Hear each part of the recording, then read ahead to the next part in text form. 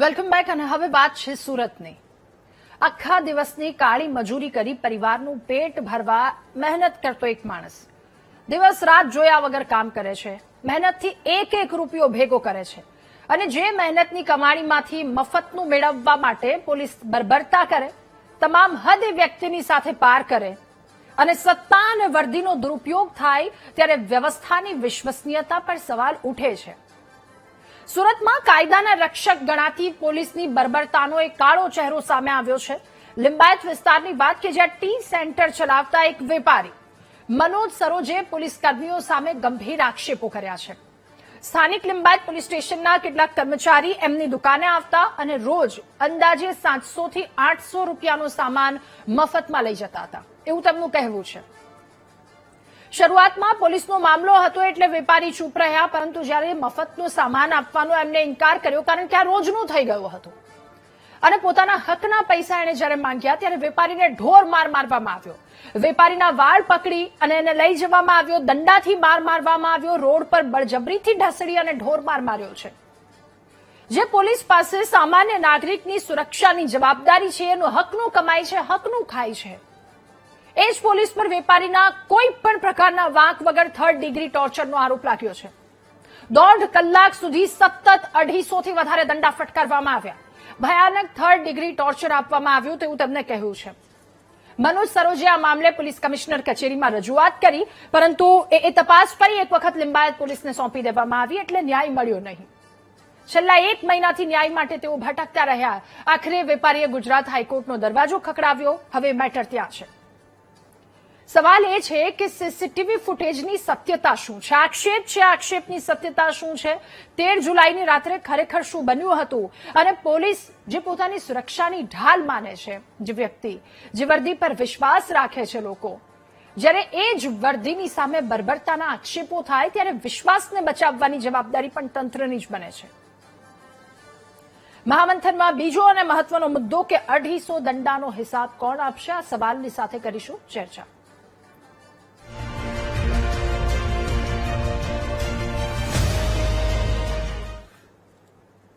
આપણી સાથે નિવૃત્ત પોલીસ અધિકારી એમજી કનેરિયા સર જોડાયા છે, ભોગ બનનાર વેપારી મનોજ કુમાર આપણી સાથે જોડાયા છે અને સિનિયર એડવોકેટ છે યશવંતસિંહ વાળા આપણી સાથે જોડાયા છે. આપ સૌનું ખૂબ સ્વાગત છે મહામંથનમાં. શરૂઆત મનોજભાઈ આપનાથી કરવી છે.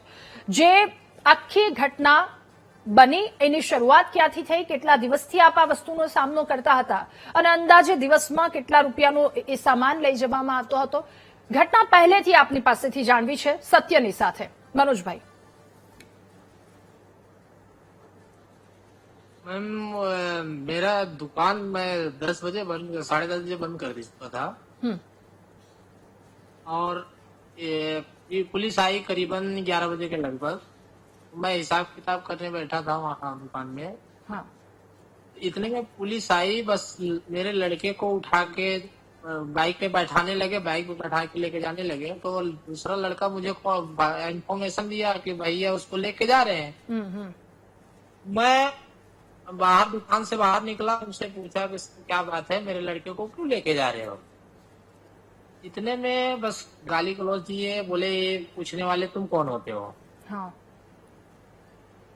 मैं बोला सर मेरे परिवार के हैं, मेरे घर के सदस्य जैसे हैं, मैं इतना तो मेरा हक बनता है कि मैं पूछताछ कर सकता हूँ कि क्या गुनाह किया है क्या नहीं किया है. बस इतने में मैम बोलते हैं कि उसको छोड़ो, इसको पकड़ो.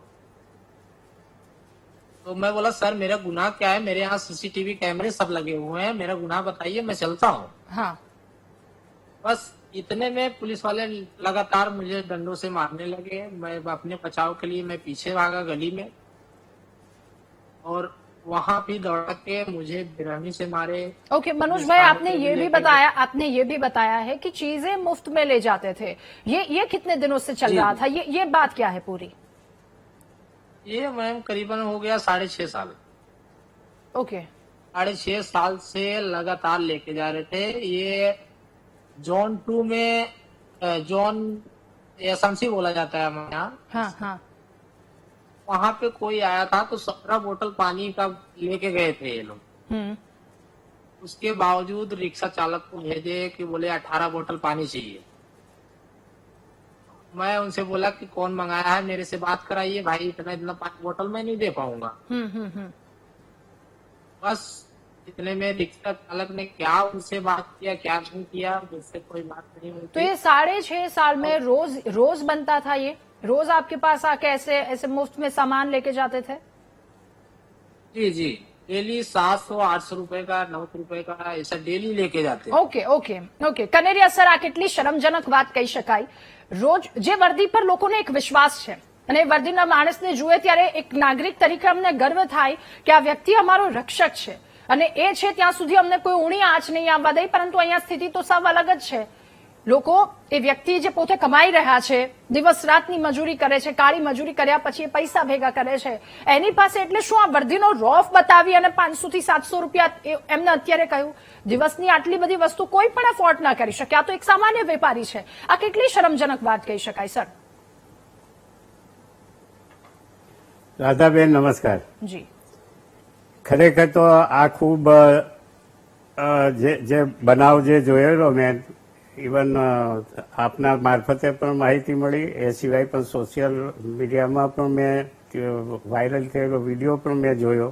ખરેખર પોલીસ ખાતા માટે શરમજનક બાબત છે અને આ રીતે આખું ખાતું બદનામ થાય એ રીતેનો આ બદનામ થયેલા ઇન્સિડન્ટ માટે ખરેખર તો એ લોકોની ફરિયાદ તાત્કાલિક પીઆઈએ જ લઈ લેવી જોઈએ અને એમને જે અન્યાય થયો હોય તો એ પીઆઈ પાસે જાય તો તરત જ એની ફરિયાદ નોંધી લેવી જોઈએ અને કાયદેસર જે કંઈ પોલીસના માણસોએ ભૂલ કરેલી હોય કે જે કંઈ એ લોકોએ આ રીતે ગુનાહિત કામ કર્યું હોય તો એમના વિરુદ્ધ એક્શન લેવા જોઈએ તાત્કાલિક. હવે એ પીઆઈ પાસે જાય છે, એની વાત સાંભળતા નથી. ઉપર સુધી રજૂઆત કરી છતાં ઉપરના અધિકારીઓ પછી પણ ના છૂટકે પછી જયારે હાઈકોર્ટમાં જાય છે એ પ્રજાને વકીલોના ખર્ચા, દોડધામ, આ તે ટેન્શન, માનસિક ત્રાસ એ કેટલું સહન કરવું પડ્યું હશે અત્યાર સુધી. અને હાઈકોર્ટમાં ધારો કે આ કોઈ પણ જાતની ફરિયાદ પોલીસ સ્ટેશનમાં આવે તો કોગ્નિઝેબલ ગુનાની ફરિયાદ તાત્કાલિક નોંધવી જોઈએ. પણ ખરેખર રાધાબેન અત્યારે એક ન્યુસન્સ ઉભું થયું છે પોલીસ ખાતામાં કે પહેલેથી છેલ્લે સુધી કોઈ પણ કોગ્નિઝેબલ ગુનાની ફરિયાદ તાત્કાલિક નોંધવામાં આવતી નથી. અરજીના રૂપમાં લે છે. મિનિમાઇઝિંગ અને બર્કિંગ સિવાય આખો દિવસ બીજી કોઈ પ્રવૃત્તિ પોલીસ ડિપાર્ટમેન્ટ કરતું જ નથી. એમાં છેક ઉપરથી નીચે સુધી આ એક જાતનું ષડયંત્ર ચાલે છે.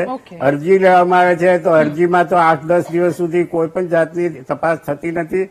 એના સુપરવાઇઝરી ઓફિસરો પણ એને પૂછતા નથી કે અરજી લીધેલી જ પછી એમાં તાત્કાલિક ગુનો બને છે, દાખલ કરો કે કેમ. અત્યાર સુધીમાં ખાતાકીય રાહે કોઈ પણ બર્કિંગ અથવા મિનિમાઇઝિંગનો કોઈ પણ ગુનામાં ક્યાંય પણ તાબાના માણસો વિરુદ્ધ કોઈ ખાતાકીય પગલાં લેવામાં આવ્યા નથી.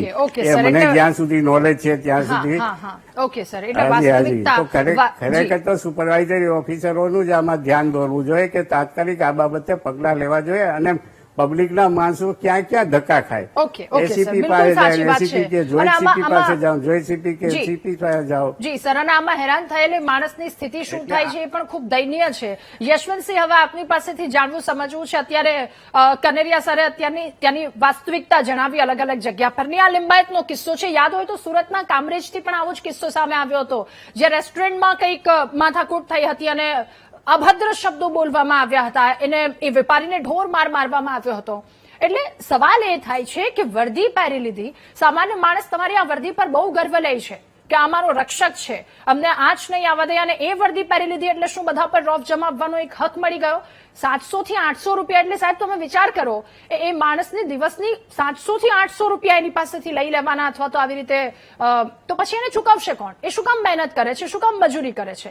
આ કેટલી શરમજનક વાત કહી શકાય. એક ડેટા એ પણ છે કે ગુજરાત પોલીસની સામે ફરિયાદ માટે દર મહિને 2000 થી વધારે કોલ આવે છે, પણ 23 માસમાં માત્ર 12 પોલીસ કર્મીની સામે જ કાર્યવાહી કરવામાં આવી છે. આરટીઆઈ થી આ માહિતી મળી છે. આ સ્થિતિ છે. આ કેટલી શરમજનક સ્થિતિ.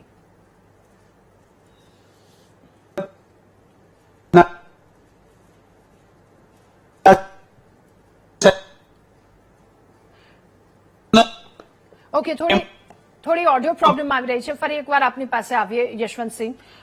એટલે આ વાસ્તવિકતા છે. કનેરિયા સરે જણાવ્યું કે કેટલાય લોકો કે જેઓ અરજી કરે છે અને અરજી કરતા કરતા એમની અડધી જિંદગી ઘસાઈ જાય છે. ઉપર સુધી એ રજૂઆત કરવામાં આવે છે, પણ આ સુરતના લિંબાયતના કિસ્સામાં તો ફરી એ જ વ્યક્તિને એ જ પોલીસ સ્ટેશનમાં એ જ વિસ્તારમાં તપાસ સોંપવામાં આવી. એટલે એમની સામે તો શું કાર્યવાહી કરવાના?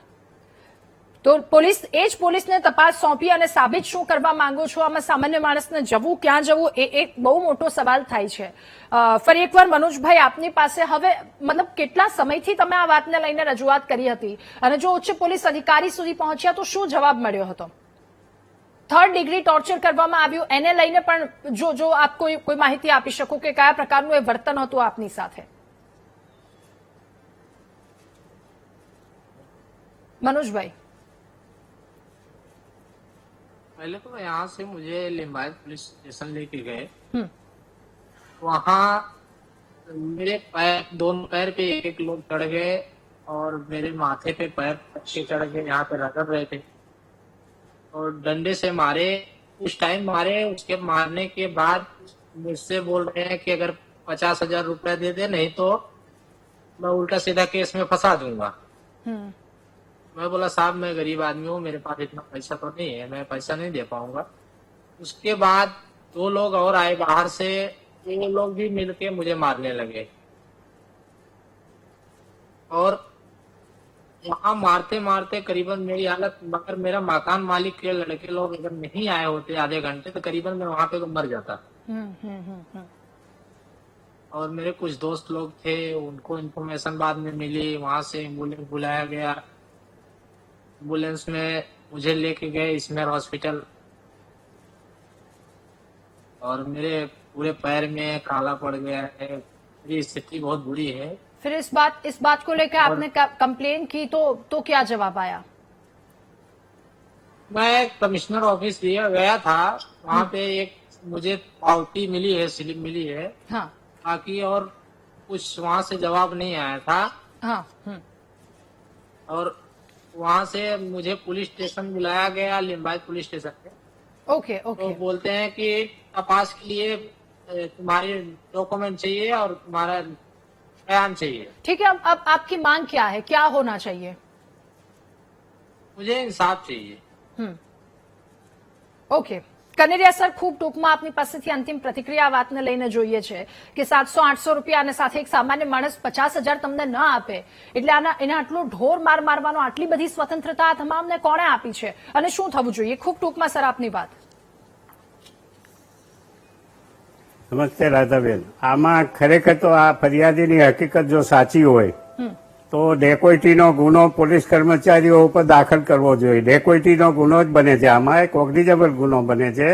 એક્સટોર્શન, જે જબરદસ્તીથી માર મારી અને પૈસા કઢાવવાની વાત આવે છે તો એમાં આ એકચ્યુઅલી તો એ ડેકોઇટીનો, કારણ કે 5 કરતા વધારે પોલીસના માણસો દેખાય છે તો એમાં ડેકોઇટીનો જ ગુનો બને છે. તો ડેકોઇટીનો ગુનો દાખલ કરી અને પોલીસ કર્મચારીઓને સબક શીખવવો જોઈએ. મારે સમયનો પણ ખૂબ અભાવ છે. યશવંતસિંહ, મારે એક સવાલ આપને પૂછવો છે, અગાઉનો એક સવાલ, આપની રજૂઆત પણ ખૂબ ટૂંકમાં. મારે સમયનો ખૂબ અભાવ છે અને સાથે શું થવું જોઈએ? ઓલરેડી આજે મોટાભાગે કનેરિયા સાહેબે જે જવાબ આપ્યો છે એ પ્રમાણે જો ખરેખર પોલીસની ફરજ જે છે ને તે પ્રજા પ્રત્યે કેટલી સ્પષ્ટ અને નિષ્પક્ષ હોવી જોઈએ, એના બદલે જ્યારે રક્ષક જ ભક્ષક થાય એ પ્રકારની મેટર હોય અને સામાન્ય માણસે જ્યારે હાઈકોર્ટ સુધી જવું પડે. અને બીજી મારે થોડીક મનોજભાઈને પણ એક વસ્તુ કહેવાની કે 6.5 વર્ષ સુધી તમે સહન શું કામ કર્યું? ઓલરેડી આજે પહેલે જ દિવસે જયારે જો આને રોકવામાં આવ્યા હોત, ઉપરી અધિકારીને કે કોઈ પણને આ પ્રકારની લેખિત કે રજૂઆત કરીને ફરિયાદ દાખલ કરવામાં આવી હોત તો કદાચ આ 6.5 વર્ષ અમને સહન ન કરવું પડ્યું હોત. ઓકે. એટલે આ તો ઓલરેડી આપણે સહન કરીએ છીએ, એ જ એક પ્રકારનો ભ્રષ્ટાચારને વ્યાપ આપીએ છીએ આપણે. એને આપણે ભ્રષ્ટાચારને. ઓકે. ફરી એકવાર એ ટેકનિકલ પ્રોબ્લેમ. એટલે પરિસ્થિતિ આ છે, 6.5 વર્ષ સુધી એક સામાન્ય માણસ, એક વેપારીને હેરાન કરવામાં આવે છે, એની પાસેથી પૈસાની માંગણી કરવામાં આવે છે. એટલે વર્દી છે તો વર્દીની સામે કોઈ પણ વ્યક્તિની સામે કોઈ પણ પ્રકારનું વર્તન કરી લેશો યોગ્ય છે. આપ સૌનો ખૂબ આભાર મહામંથનમાં અમારી સાથે જોડાયા, આ મુદ્દા પર ચર્ચા કરવા બદલ. અને આ સાથે મહામંથનમાં હાલ બસ આટલું જ. વધુ સમાચાર અપડેટ્સ માટે આપ જુઓ VTV ન્યૂઝ. નમસ્કાર.